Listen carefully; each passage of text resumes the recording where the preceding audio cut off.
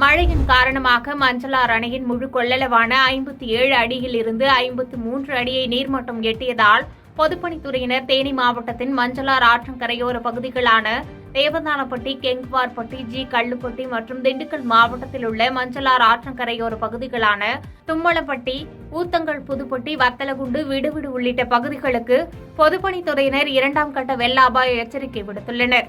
மேலும் அணையின் நீர்மட்டம் 55 அடியை எட்டியவுடன் 3ஆம் கட்ட வெள்ள அபாய எச்சரிக்கை விடுத்து அணையில் இருந்து உபரி நீர் வெளியேற்றப்படும் என பொதுப்பணித்துறையினர் தெரிவித்துள்ளனர்.